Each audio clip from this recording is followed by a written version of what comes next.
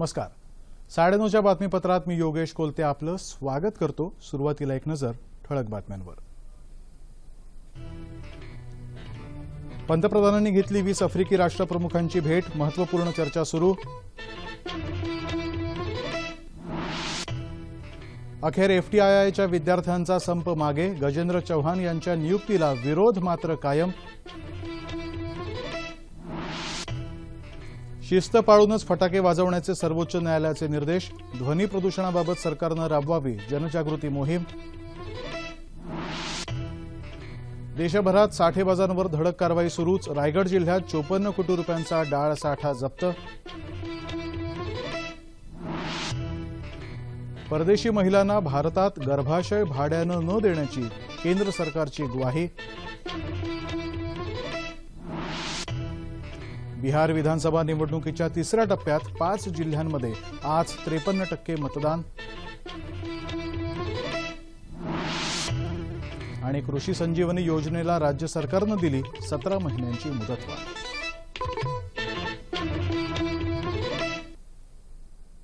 आणि आता सविस्तर वृत्त. भारत आफ्रिका फोरमसाठी भारतात आलेल्या 19 आफ्रिकी राष्ट्रप्रमुखांची पंतप्रधान नरेंद्र मोदी यांनी आज भेट घेतली. यावेळी संयुक्त राष्ट्रांच्या सुरक्षा परिषदेत भारताला स्थायी सदस्यत्व मिळावं, दहशतवाद विरोधी लढा, पायाभूत आणि उत्पादनासारखे विकास प्रकल्प, आर्थिक संबंध या मुद्द्यांवर चर्चा झाली. संध्याकाळी क्रांती मैदानावर सांस्कृतिक कार्यक्रमांचं आयोजन करण्यात आलं होतं. यात सर्व 19 देशांचे नेते सहभागी झाले. त्याशिवाय परराष्ट्र व्यवहार मंत्री सुषमा स्वराज यांच्या हस्ते आज बिझनेस फोरमचंही उद्घाटन झालं. आफ्रिकेतले अनेक उद्योजक यावेळी उपस्थित होते.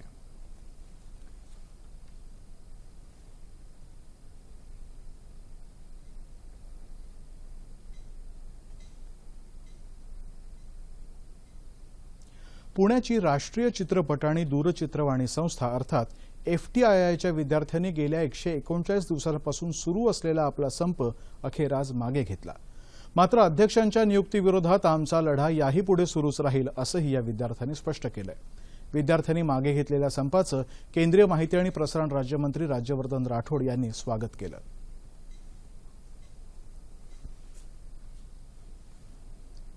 ये एफटीआईआई के जो विद्यार्थी हैं उनका जो निर्णय है वापस क्लासेस में जाने का, उसका स्वागत करते हैं. अभी तक 5 राउंड वार्ता स्टूडेंट्स के साथ हुई थी. एफटीआईआई को एक इंस्टीट्यूट ऑफ नेशनल इंपॉर्टेंस बनाने के लिए सरकार कमिटेड है और उसके लिए स्टूडेंट्स और फैकल्टी के साथ हम लगातार बातचीत करते रहेंगे. गजेंद्र चौहान यांच्या अध्यक्षपदी झालेल्या नियुक्तीला विरोध करत संस्थेतल्या विद्यार्थ्यांनी गेल्या जवळपास 4 महिन्यांपासून आंदोलन पुकारलं होतं. चौहान यांच्या निवडीला विरोध करत राजकीय नेत्यांनी आणि विविध क्षेत्रातल्या मान्यवरांनीही विद्यार्थ्यांची भेट घेतली होती. या विद्यार्थ्यांची माहिती प्रसारण मंत्रालयाशीही चर्चा झाली होती, पण सरकारनं या संदर्भात कोणताच निर्णय दिला नाही. त्यामुळे अखेर विद्यार्थ्यांनी आज हे आंदोलन मागे घेतलं. हम सभी विद्यार्थियों की जनरल बॉडी मीटिंग हुई और हमने ये अनुभव किया, और जैसा कि हम शुरुआत से बोलते आ रहे हैं कि इस आंदोलन की लय और गति समय के साथ निर्धारित होती रहेगी, और हमने निर्णय लिया कि आज से हम अपनी अकादमिक गतिविधियां शुरू करेंगे. यद्यपि विरोध हमारा हर स्तर पर जारी रहेगा. फटाके वाजवण्यावर बंदी घालायला सर्वोच्च न्यायालयानं नकार दिला. फटाके वाजवण्यामुळे निर्माण होणाऱ्या प्रदूषणासंदर्भात जनजागृती करण्यासंदर्भात मोहीम हाती घेण्याची सूचना सर्वोच्च न्यायालयानं केंद्र सरकारला एका जनहित याचिकेवरच्या सुनावणी दरम्यान केली. फटाक्यांमुळे होणाऱ्या प्रदूषणाकडे लक्ष वेधत त्यांच्यावर बंदी घालण्याची मागणी या याचिकेमध्ये करण्यात आली होती.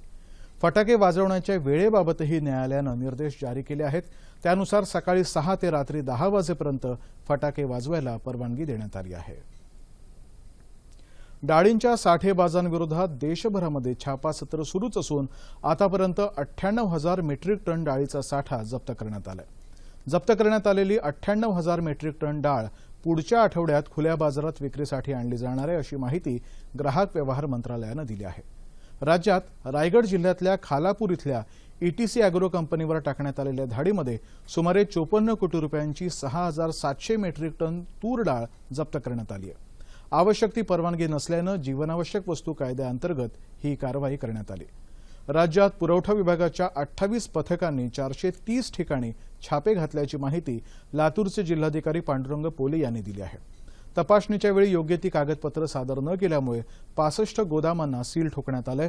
अकोल्यातही साठेबाजांविरुद्ध कारवाई करण्यात आली। विविध राज्यांमध्ये आतापर्यंत 8394 ठिकाणी छापे घालण्यात आले आहेत। परदेशी महिलांना भारतामध्ये गर्भाशय भाड्यानं मिळू दिलं जाणार नाही असं केंद्र सरकारनं एका प्रतिज्ञापत्रकाद्वारे आज सर्वोच्च न्यायालयाला सांगितलं। भाडोत्री मातृत्वाची सुविधा फक्त भारतीय जोडप्यांनाच उपलब्ध असेल। या नियमाचा भंग करणाऱ्यांवर कठोर कारवाई केली जाईल। परदेशी महिलांसाठी भाडोत्री मातृत्वाकरता परदेशातून गर्भ आयात करण्यावरही बंदी घालण्याचं सरकारनं ठरवलंय। पण वैद्यकीय संशोधनासाठी मात्र गर्भाच्या आयातीवर बंदी घालण्यात येणार नाही असंही सरकारनं या प्रतिज्ञापत्रात स्पष्ट केलंय। बिहार विधानसभेच्या एकूण 5 पैकी तिसऱ्या टप्प्यासाठी आज 50 जागांसाठी 53% एवढं मतदान झालं। तिसऱ्या टप्प्यामध्ये आज 800 उमेदवारांचं भवितव्य मतपेटीत बंद झालं। आजच्या मतदानासाठी कडेकोट बंदोबस्त तैनात करण्यात आला होता। लालू प्रसाद यादव यांचे पुत्र तेज प्रताप आणि तेजस्वी यादव, भाजपाचे नंदकिशोर यादव, बिहार विधानसभेचे उपाध्यक्ष अमेंद्र प्रताप सिंग, श्रावण कुमार आणि श्याम राजक या मंत्र्यांसह अखिलेश प्रताप सिंग हे माजी केंद्रीय मंत्री निवडणूक मैदानात आहेत।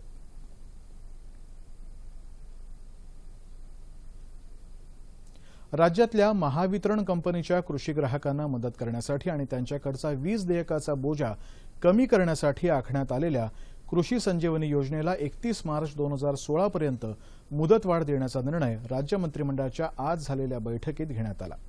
पेयजल पाणी पुरवठा संजीवनी योजना राज्यामध्ये जुलै 2015 पासून लागू करणं, नागपूर आणि अमरावती विभागातल्या नजूल जमिनीच्या भुईभाड्याच्या दरामध्ये सुधारणा करणं, अस्थायी BAMS वैद्यकीय अधिकाऱ्यांना शासन सेवेमध्ये सामावून घेणं, विद्यापीठांचे 2016-17चे बृहत आराखडे सादर करण्याची मुदत 31 डिसेंबर 2015 पर्यंत वाढवणं आणि यंत्रमाग ग्राहकांना पुरवण्यात येणाऱ्या विजेच्या दरामध्ये सुधारणा करणं आदी निर्णय राज्य मंत्रिमंडळानं आज घेतले। भारतात व्यापार करणं अधिक सुगम आणि सुरक्षित होत असल्याचं चित्र आहे। खुद्द जागतिक बँकेनंच डुईंग बिझनेस 2016 या आपल्या अहवालात तशी हमी दिली आहे। एखादा उद्योग सुरू करणं, बांधकामाचे परवाने मिळवणं, वीज मिळवणं, कर्ज मिळवणं, संपत्तीचं नोंदणीकरण करणं अशा जवळपास 10 महत्त्वाच्या मुद्द्यांचा विचार करून जागतिक बँकेनं हा अहवाल तयार केलाय। गेल्या वर्षभरात देशातल्या बदलत्या वातावरणामुळे उद्योजकांना उपकारक स्थिती निर्माण झाली आहे असं हा अहवाल म्हणतो। वर्षभरापूर्वी याच निकषांवर इतर देशांचा विचार करता जागतिक बँकेनं भारताला 142वा क्रमांक दिला होता। आता त्यात लक्षणीय सुधारणा झाली आहे आणि भारत 130व्या स्थानावर आहे। एका वर्षात 12 स्थानं वर सरकणं हे कुठल्याही देशासाठी अभिमानास्पदच आहे। रायगड जिल्ह्यामध्ये पेण तालुक्यातल्या JSW इस्पात स्टील कंपनीला 550 कोटी रुपयांची वीज सवलत युती सरकारच्या काळामध्ये देण्यात आलेली नाही। उलट विद्युत शुल्क माफीला तात्काळ स्थगिती देण्यात आली असल्याचं ऊर्जामंत्री चंद्रशेखर बावनकुळे यांनी स्पष्ट केलंय। या संदर्भात काँग्रेसनं बावनकुळे यांच्यावर आरोप केले होते। आज मुंबईत घेतलेल्या पत्रकार परिषदेत त्यांनी हे आरोप खोडून काढले। इस्पात कंपनीला जुन्या निर्णयाच्या आधारे 2012 नंतरही ऊर्जा शुल्कामध्ये सवलत देण्यासंदर्भात विचारणा ऊर्जा खात्याच्या एका अधिकाऱ्यानं केली होती, मात्र कंपनीला प्रत्यक्षात कोणतीही सवलत दिलेली नाही असं ऊर्जामंत्र्यांनी स्पष्ट केलं।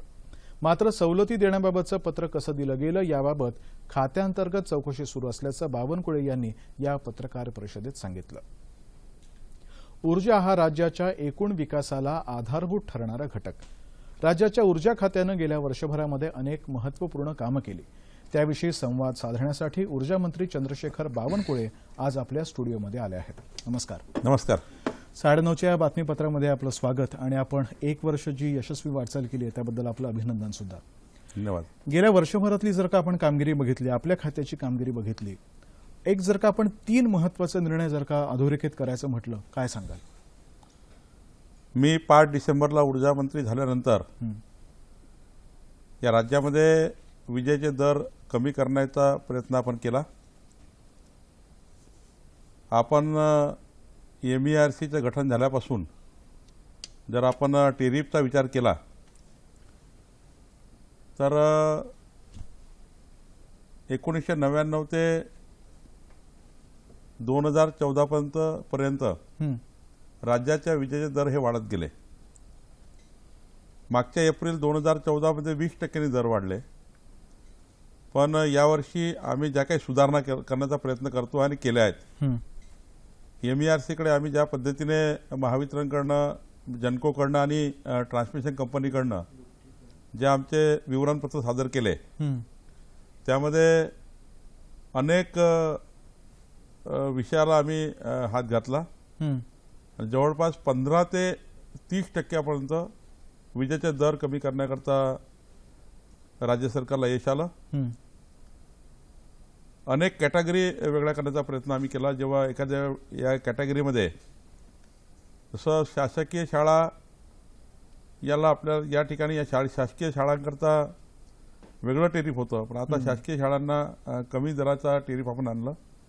एकीकडे विजेचे दर आपण कमी केले, दुसरीकडे राज्यामध्ये मोठ्या प्रमाणावर कोळशामध्ये आपण 1000 कोटीची त्या ठिकाणी बचत करण्याचा प्रयत्न आपण केला. आणि तिसरीकडे राज्यामध्ये लोड शेडिंग मुक्त करण्याकरता ज्या लॉसेस कमी करणे, लॉसेस कमी करून त्या ठिकाणी विजेचं भारनियमन कमी करणे याकरता आपण प्रयत्न केले. राज्यामध्ये आतापर्यंत कधी सौर ऊर्जा पॉलिसी नव्हती, पण यावेळेस 14,400 मेगावॅटची आपण सौर ऊर्जा पॉलिसी या ठिकाणी जाहीर केलेली आहे. महावितरण, महाट्रान्समिशन आणि महापारेषण आणि महाजनको या संपूर्ण खात्यामध्ये रोज या खात्याशी संपर्क करून 32 जिल्ह्याचा प्रवास करून या संपूर्ण खात्यामध्ये आमूलाग्र बदल आणण्याचा प्रयत्न आपण करतो आहे. आणि यावर्षी आपण मार्च जूनपर्यंत 2016ला जवळपास 3150 मेगावॅटनी विजेची भर आपण त्या ठिकाणी नवीन विजेचा आपल्याकडे भर होणार आहे. यातनं महाराष्ट्राच्या जी विजेची मागणी आहे त्या विजेच्या मागणीला जी काही मागणी वाढेल त्याला आपण संपूर्ण क्षमतेने उभा आहोत. तुम्ही आताच भारनियमन कमी करण्यासाठी प्रयत्न केल्याचा उल्लेख केला. भारनियमन हा तसा राज्यातल्या जनतेचा अतिशय जिव्हाळ्याचा विषय आहे. भारनियमन होणारच नाही आणि सगळ्यांसाठी 24 तास वीज पुरवठा कधीपर्यंत होऊ शकेल आणि त्यासाठी आपण नेमकी काय ठोस पावलं उचलतो? आपल्या देशाचे पंतप्रधान माननीय नरेंद्रजी मोदी, केंद्रीय मंत्री माननीय पियुषजी गोयल साहेब आणि माननीय राज्याचे मुख्यमंत्री आदरणीय देवेंद्रजी फडणवीस साहेब आणि पूर्ण मंत्रिमंडळ यांनी आणि मी एक पॉवर ऑफ ऑल ही घोषणा केलेली आहे. आणि राज्यामध्ये आज लोड शेडिंग जी आहे ती एक 100 रुपयाची वीज जर आपण एक उदाहरण म्हणून गावाला सोडली किंवा शहराला दिली, त्यातनं किमान आपल्याकडे 58 रुपये आपली रिकव्हरी आली पाहिजे. लॉसेस 58 रुपयाच्या पर्यंत सीमित असले पाहिजे. जर 100 रुपयाची वीज सोडल्यानंतर 58 रुपये जर आले नाही तर कंपनी ही कॉमर्शियल लॉसमध्ये येतं आणि म्हणून आपण त्या ठिकाणी अशा गावांना, अशा शहरांनाच लोड शेडिंग करतो. राज्यामध्ये आज आम्ही अनेक उपाययोजना करतोय की संपूर्ण गावात 100% लोड शेडिंग मुक्त करण्याकरता 58 रुपये रिकव्हरी ही 65 रुपयापर्यंत कशी जाईल, लॉसेस कमी कसे होतील आणि त्यातनं संपूर्ण महाराष्ट्र हा लोड शेडिंगचा मुक्त कसा होईल. हे जे कॉमर्शियल आणि लॉसेसच्या आधारावर लोड शेडिंग आहे तेवढंच लोड शेडिंग महाराष्ट्रामध्ये आहे. माझ्याकडे आज रात्रीच्या वेळी 1000 मेगावॅट वीज सरप्लस आहे. वीज नाही आहे का, तो वीज आहे, पण लोड शेडिंग कशा करता आहे तर ते लॉसेसच्या आधारावर आहे. आणि त्यामुळे आपल्या माध्यमातून माझी जनतेला विनंती राहणार आहे की वीज घेतल्यानंतर 100 रुपयाची वीज घेतल्यानंतर किमान 58 रुपये कंपनीला जर आले तर आम्ही कुठे लोड शेडिंग करणार नाही. पण ही वसुली करण्याची जबाबदारी तशी आपली सुद्धा आहे, तर ती अधिक व्हावी, चोरी होऊ नये, जी वीज गळती होते ती थांबवावी, याच्यासाठी आपण यापुढच्या काळामध्ये काय कठोर पावलं उचलणार? 2 गोष्टी आहे की महावितरणचं जाळं अजूनही तेवढं काही मजबूत नाही आहे. जवळपास 10,000 कोटी रुपये खर्च करून इन्फ्रा 2 नावाचा प्रकल्प आम्ही राबवतो आहे. यातनं जे ग्रामीण भागातल्या शेतकऱ्याचे शेतीपंप त्यांना विजेचे कनेक्शन देणे, याकरता इन्फ्रा 2 नावाची योजना आपण राबवतो आहे 10,000 कोटीची. यातनं काही लॉसेस कमी होतील शेतकऱ्यांना विजेचे कनेक्शन अधिकृत दिल्यामुळं.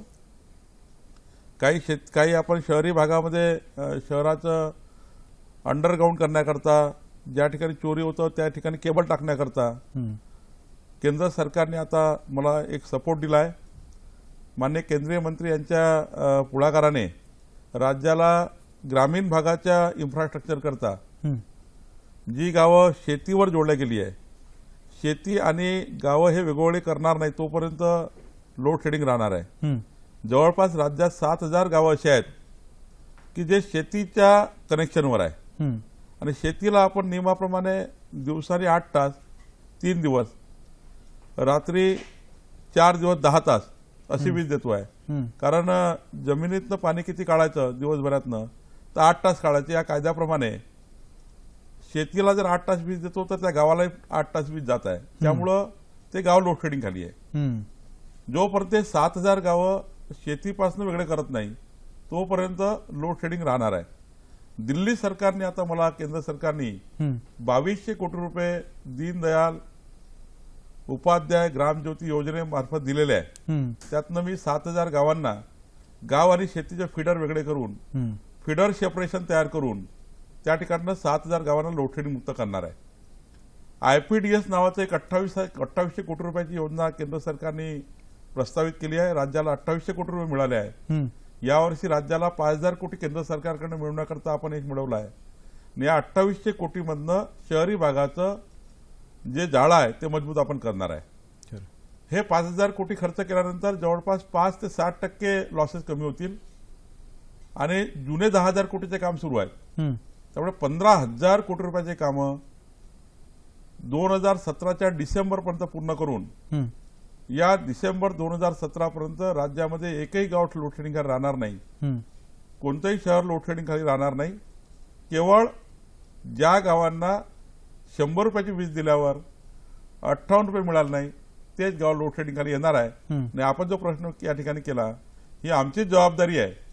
वीज वितरण करणे, विजेचे त्या ठिकाणी लॉसेस थांबवणे, विजेच्या बिलाची रिकव्हरी करणे. आणि त्यामुळे काही आता मोठ्या प्रमाणावर मी आता युकेला त्या ठिकाणी जाऊन आलो. युकेमध्ये ज्या पद्धतीने लॉसेसवर कंट्रोल करणे, चोरीवर कंट्रोल करणे याकरता त्या ठिकाणी सेन्सस नावाच्या कंपनीने काम उभं केलं आहे. त्यामध्ये त्यांनी रेडिओ फ्रिक्वेन्सीच्या आधारावर 12 किलोमीटर रेडियसच्या जे काही मीटर असतील त्यांचं बिल फ्रिक्वेन्सीवर घेणे, ते IT मध्ये पाठवणे, IT वरनं डायरेक्ट मोबाईलवर बिलिंग देणे.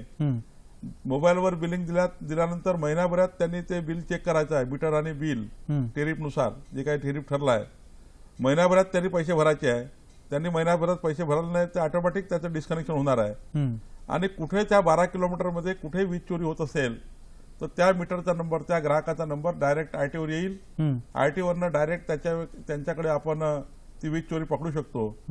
या नवीन टेक्नॉलॉजीवर, या नवीन धोरण, या इनोव्हेटिव्ह या युकेमध्ये असलेल्या सेन्सस नावाच्या कंपनीने केलेल्या कामावर एक पायलट प्रोजेक्ट आपण सुरुवात करतोय. या जर पायलट प्रोजेक्टमधनं चोरी पकडणे, वेळेवर बिल देणे, वेळेवर रिकव्हरी करणे, मोबाईल बँकिंग करणे, या सर्व नवीन नवीन आयडिया आणि ग्रामीण भागामध्ये ग्रामपंचायत स्तरापर्यंत विजेचे बिल भरणा केंद्र तयार करणे, या सर्व माध्यमातून सर्व गावं हे 58 रुपयाच्या वर आणण्याची जबाबदारी हे वीज निर्मिती कंपनीची आहे, माझी या ऊर्जा खात्याची आहे. आणि मी आपल्याला आश्वस्त करू इच्छितो की डिसेंबर 2017 पर्यंत राज्यामध्ये या सर्व उपाययोजना करून राज्यामध्ये संपूर्ण राज्य लोड शेडिंग मुक्त करण्याचा प्रयत्न होणार आहे. दुसरा प्रश्न की वीज निर्मितीसाठी जे पाणी लागतं, यंदा आणि गेले काय अनेक वर्ष महाराष्ट्रावरती एक दुष्काळाचं एक सावट आहे, तर ते पाणी जर का आपल्याला काही इनोव्हेटिव्ह पद्धतीने वाचवता आलं तर त्यासाठी आपण जे प्रयत्न केले त्याबद्दल काय सांगा? हो, एक प्रयत्न आपला सुरू आहे. ज्याप्रमाणे कोराडीच्या नवीन 1960 मेगावॅटचा जो प्रकल्प मार्चमध्ये येतो आहे त्याला आम्ही लाईटअप करतोय. त्यामध्ये नागपूर महानगरपालिकेचं सिवेज पाणी त्याला ट्रीटमेंट करून आपण त्याला रिसायकल करून जेन्कोमध्ये आणलाय. त्यामध्ये 2 फायदे झाले. एक तर इरिगेशनचं पाणी जे शेतकऱ्याचं आम्ही उचलायचो ते बंद करण्याचा निर्णय झाला. दुसरीकडे पिण्याचं पाणी जे आपण वापरायचो पॉवर जनरेट करण्याकरता ते बंद करण्याचा निर्णय झाला. आणि महानगरपालिकेला 6 कोटी रुपये 7 कोटी रुपये वार्षिक मिळाले पाण्याचे, सिवेज पाण्याचे. आणि त्यामुळं एककडे महानगरपालिकेला 6 कोटी मिळाले, दुसरीकडे शेतकऱ्याचं पाणी वाचलं, तिसरीकडे पिण्याचं पाणी त्या ठिकाणी आम्ही थांबवलं. अशाच प्रकल्पाचं आज मला परळीला करावं लागतं आहे. परळीचा प्रकल्प मराठवाड्यात दुष्काळ पडल्यामुळे बंद आहे. 1000 मेगावॉटचं जनरेशन बंद पडलेलं आहे. आणि हे जनरेशन पुन्हा घेण्याकरता नांदेडवरनं सिवेज पाण्यावर पाईपलाईन टाकून ते पाणी परळीला आणण्याचा प्रयत्न आहे. भुसावळचं पाणी भुसावळला घेण्याचा प्रयत्न आहे. नाशिकचं पाणी नाशिकच्या महानगरपालिकेकडून घेण्याचा प्रयत्न आहे. चंद्रपूरचं चंद्रपूरवरून घेण्याचा प्रयत्न आहे. पारसचं शेगाववरून घेण्याचा प्रयत्न आहे. आणि त्यामुळं राज्यामध्ये 1500 कोटीच्या जवळपास खर्च येईल हे सर्व करण्याकरता. पण एकंदरीत राज्यामध्ये जे प्रायव्हेट प्रकल्प आणि गव्हर्नमेंट प्रकल्प आहे, मी धोरणच आणतो आहे की इरिगेशन आणि पिण्याचं पाणी प्रकल्पाकरता वापरायचं नाही, सर्व सिवेज पाण्यावर वीज प्रकल्प चालवायचे. दुसरं जे आपले प्रलंबित प्रकल्प आहेत किंवा जे काही जुनाट प्रकल्प झाले आहेत की जिकडे खरं आधुनिकीकरण करण्याची गरज आहे तिकडे आपण लक्ष घालतोय. हो, आता कोराडीमध्ये एक R&M घेतला आहे मी. पण राज्यामध्ये असे अनेक प्रकल्प आहेत, जे अनेक सेट्स आहे महाजनकोचे जे 35 वर्ष जुने झाले आहेत. त्याला रिनोव्हेशन आणि मॉडर्नायझेशन करणे आणि त्यातनं कमी दराची वीज तयार करणे हे सध्या राज्याला परवडण्यालायक नाही आहे. आणि त्यामुळे पुढच्या काळामध्ये काही जे संच आहेत जे खूप जुने झाले आहेत, 35 वर्ष 30 वर्ष, त्याला R&M करून जर ते त्या ठिकाणी जर ते प्रकल्प परवडणार नसतील तर काही प्रकल्प हे त्या ठिकाणी बंद करावे लागतील किंवा स्टँड बाय ठेवावे लागतील. एखाद वेळी इमर्जन्सीमध्ये लागले तर त्याला स्क्रॅप न करता स्टँड बाय ठेवायचे. आणि त्या व्यतिरिक्त राज्यामध्ये आज 2000 ते 2500 मेगावॉटचे नवीन प्रकल्प खाजगी त्या ठिकाणी गुंतवणुकीत तयार झालेले आहे. ज्याप्रमाणे एनरॉन झाला होता त्याचप्रमाणे नाशिकला इंडिया बुल, विदर्भामध्ये IDL, धारीवाल, JMRचे काही प्रकल्प आहेत, GMR कंपनीचे, असे प्रकल्प राज्यात उभे आहेत. पण त्यांचा PPA power purchase agreement Maharashtra सरकारची नसल्यामुळं या प्रकल्पाची वीज चालू करता येत नाही. या प्रकल्पाची वीज महाराष्ट्र सरकार घेत नाही. राज्य शासन हा विचार करत आहे की आपले 35-40 वर्ष जुने संच साईडला करून या प्रायव्हेट पार्टनरशिपमध्ये जे पंप आहे ते संच आहेत यांना PPP मॉडेलमध्ये घ्यायचं.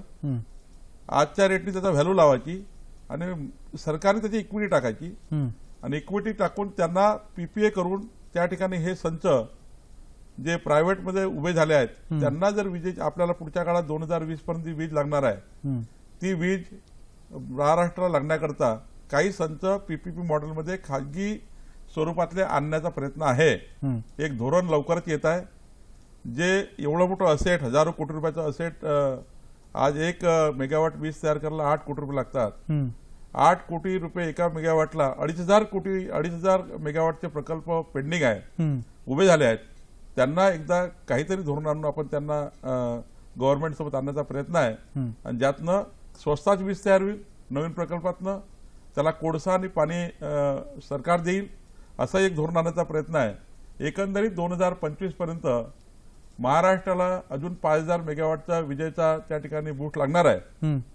आणि याकरता आत्ता माझ्याकडे मार्च-जून 2016 पर्यंत 3125ची कॅपॅसिटी नवीन येणार आहे. खाजगी स्वरूपातली ही कॅपॅसिटी जवळपास 2500 मेगावॉट आहे. एकंदरीत राज्याची मागणी लक्षात घेता महाजनको आणि शासन हे पूर्णतः वीज उपलब्ध राहील अशी आम्ही तयारी केलेली आहे. आता अगदी जाता जाता अगदी एक छोटासा प्रश्न, गेल्या वर्षभरात जे जमलं नाही पण आता उर्वरित 4 वर्षाचा जो कालावधी आहे आपल्या सरकारचा आणि आपल्या मंत्रालयाचा, काय महत्वाची धोरणं आपल्याला यापुढच्या काळात राबवायची आहेत? सर्वात महत्वाचं, ज्या शेतकऱ्याच्या शेतात पाणी आहे त्या प्रत्येक शेतकऱ्याला कृषी पंप मिळालाच पाहिजे. हे पहिलं महाराष्ट्र सरकारचं पाऊल आपण घेणार आहोत. ज्या ठिकाणी शेतकऱ्यांना पाणी आहे त्या ठिकाणी पंप द्यायचा, त्यांना वीज द्यायची. दुसरीकडे ज्या ठिकाणी इन्फ्रास्ट्रक्चर डेव्हलप करू शकलो नाही त्या ठिकाणी सोलर पंपावर वीज शेतकऱ्यांना द्यायची.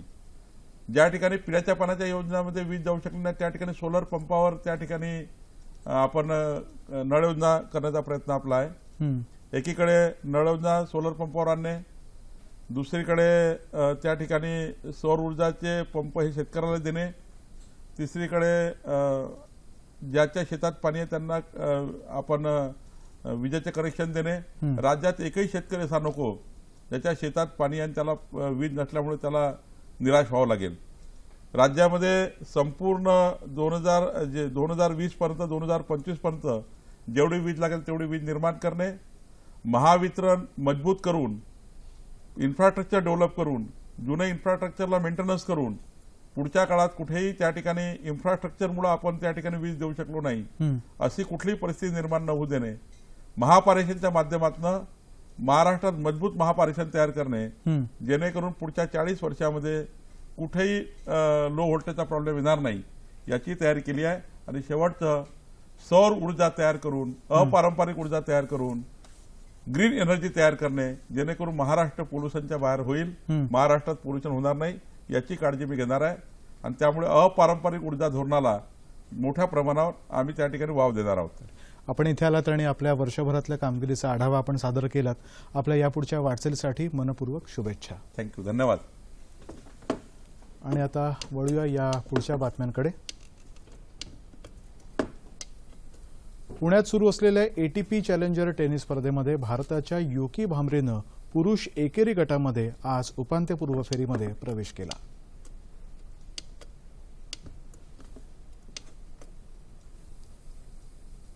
आज झालेल्या या सामन्यामध्ये युकीनं सर्बियाच्या मिलोजेविकवर 4-6, 6-2, 6-4 असा विजय मिळवला. भारताच्याच रामकुमार रामनाथला मात्र पराभवाचा सामना करावा लागला. या स्पर्धेत सहभागी झालेल्या इतर 5 भारतीय खेळाडूंचं एकेरी गटातलं आव्हान मात्र संपुष्टात आलंय.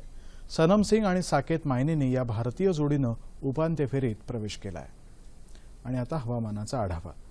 विदर्भाच्या काही भागातल्या कमाल तापमानात सरासरीच्या तुलनेत लक्षणीय वाढ झाली आहे.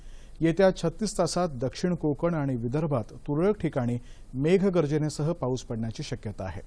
उत्तर कोकण, मध्य महाराष्ट्र आणि मराठवाड्यात मात्र हवामान कोरडं राहण्याची शक्यता असल्याचा अंदाज हवामान विभागानं वर्तवला आहे. आणि आता राज्यातल्या प्रमुख शहरातलं तापमान अंश सेल्सिअसमध्ये. मुंबई कमाल 35 आणि किमान 24, नागपूर 33 आणि 21, पुणे 32 आणि 19, औरंगाबाद 32 आणि 20, नाशिक 32 आणि 19, कोल्हापूर 32 आणि 21, रत्नागिरी 36 आणि 23, सोलापूर 34 आणि 22 आणि अमरावती कमाल 33 आणि किमान 21 अंश सेल्सिअस. आणि आता ठळक बातम्या पुन्हा एकदा. पंतप्रधानांनी घेतली 19 आफ्रिकी राष्ट्रप्रमुखांची भेट, महत्त्वपूर्ण चर्चा सुरू.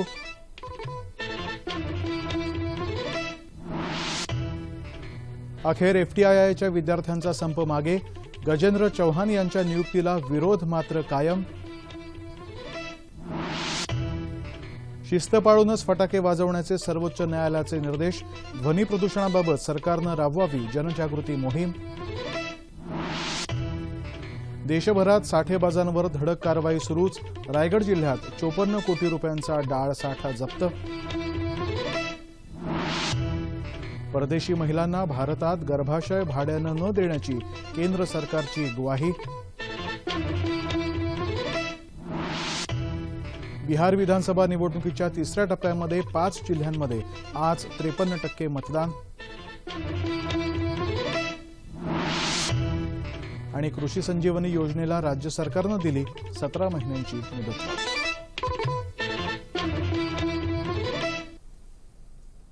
याबरोबरच हे बातमीपत्र संपलं. पुन्हा भेटूया उद्या सकाळी 8:30 वाजता आपल्या सह्याद्री वाहिनीवर. नमस्कार.